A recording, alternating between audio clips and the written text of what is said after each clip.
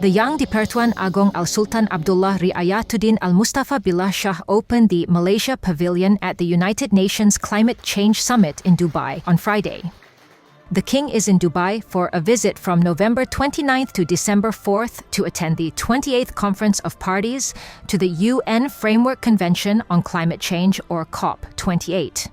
In his royal address, he said the focus of Malaysia's action for climate change issues is to address emissions from the energy and industrial sectors. He said under the National Energy Transition Roadmap, Malaysia would increase the share of green and sustainable energy in its total energy mix. He said the energy and industrial sectors still accounted for the majority of the country's total carbon emissions.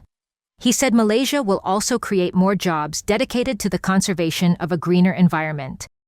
The Malaysia Pavilion showcases the country's efforts in addressing climate change. The king also attended the COP28 Leaders Summit, where world leaders will assess their progress in meeting global climate targets, specifically the Paris Agreement goal of limiting global warming to within 2 degrees Celsius above pre-industrial temperatures.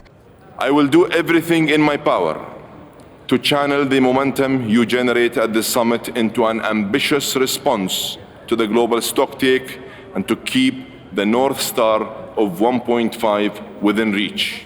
We are miles from the goals of the Paris Agreement and minutes to midnight for the 1.5-degree limit.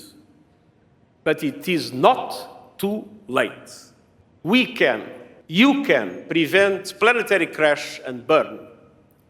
We have the technologies to avoid the worst of climate chaos if we act now. I pray with all my heart that COP28 will be another critical turning point towards genuine transformational action at a time when already, as scientists have been warning for so long, we are seeing alarming tipping points being reached.